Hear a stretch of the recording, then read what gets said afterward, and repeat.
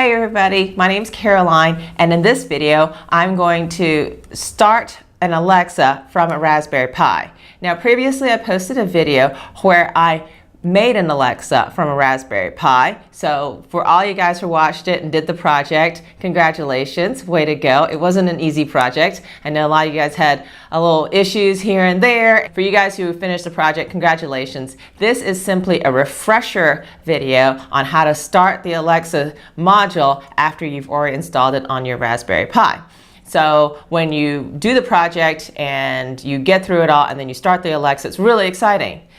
But then after that, you've got to run the 3 commands again. And I got a lot of questions about, hey, do you have to run the commands every single time? And yes, the answer is yes, you have to run 3 commands every single time in 3 different folders. I'm sure there's a way to make it more efficient. I haven't figured that out yet. So I'm just going to show you from GitHub how you start the Alexa after you've already installed it and you just want to get it running again.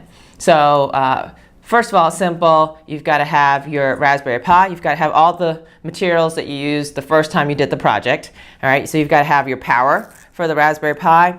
This is my speaker, and your microphone, and a keyboard, and a mouse. So I'm going to plug all that in right now. I'm going to show you how we did it in the original project. So I'm plugging in the USB and plugging in the microphone. And then the keyboard is right here. I'm going to plug in the keyboard in the USB. And then my mouse right here. Put that in on the USB as well. And then I've got to plug in the 3.5 millimeter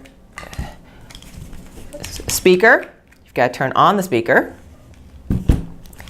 And then you need to plug in your monitor, which is HDMI, and that is right here. And last but not least, you've got to power your Raspberry Pi. So this is the power cord. I'm going to plug that in right here, turn on my monitor, and I've got a power strip back here and turn on the Raspberry Pi.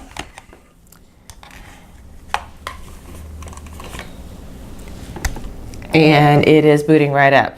From here, I'll show you how to run the 3 commands, which we did in the original project, and you'll see how it works again. On the right, you see my Raspberry Pi screen. On the left, you see the step-by-step instructions that I have created that I'll be following. So there are 3 steps to starting the Alexa from your Raspberry Pi. Once again, disclaimer, you have successfully completed the Alexa install project in my previous video. Now you are rebooting, or you're just turning on your Raspberry Pi and all you want to do is start the Alexa app. So we'll start by opening the terminal. We'll CD to desktop, Alexa, ABS, sample, app, samples. CD into the companion service folder, and then we're going to run the npm start.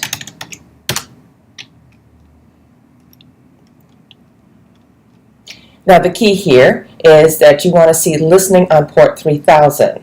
So now we'll go to step 2, and here is step 2. We're going to hit File, New Tab, because we cannot close this tab, otherwise our Raspberry Pi is no longer listening on port 3000. So keep this open. Now we're just opening a new tab. Now we want to get out of the companion service folder. So we're going to cd ... and we want to get into the Java client folder.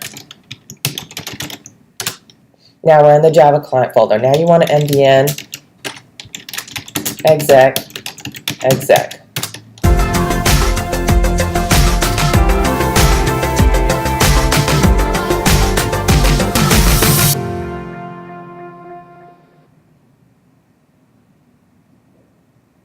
So now you want to read the pop-up that comes up that we need to authenticate in a web browser. Now somebody wrote a script so that it will automatically open our default browser if you click yes.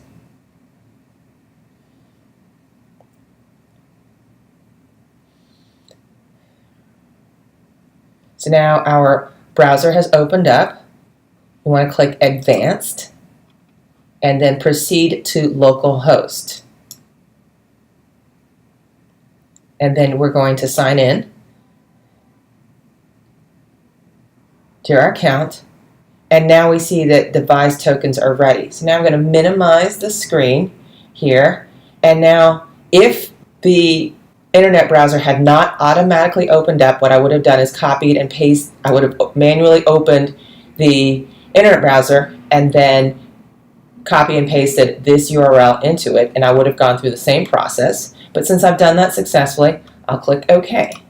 And at this point, I'd like to test the Alexa to see if it's working or not. So from here, what I like to do is I like to open a new tab, and I like to go to alexa.amazon.com, and then go back to the terminal and go back to this window, our Alexa app right here. Press listen and say a command. What is 2 plus 2? The sum of 2 and 2 is 4. So what is 2 plus 2? And then you can see the answer. So this is good. We know the Alexa app is working on our Raspberry Pi now. Perfect. Okay, so now let's go to step 3, which is just enabling the wake word. Now once again, you don't want to close any of the windows you have.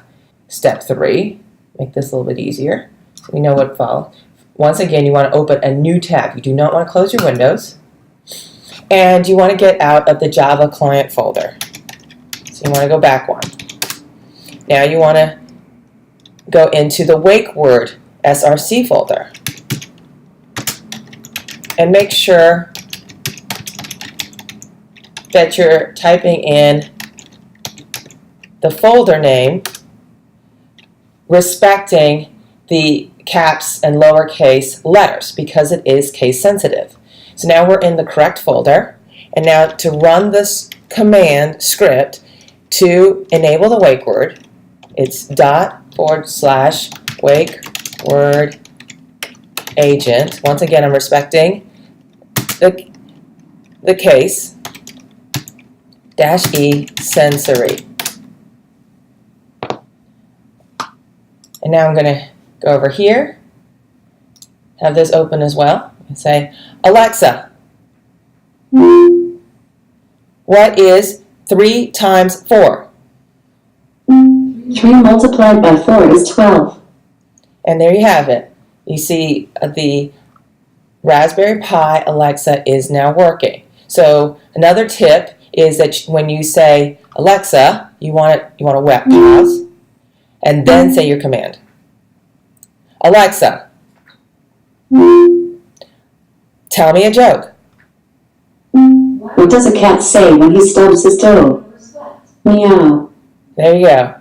So that is how to start the Alexa with the Raspberry Pi. So I hope you enjoyed this very simple tutorial, and now it's a separate tutorial, so I wish you all the best in creating your own Amazon Echoes from Raspberry Pis.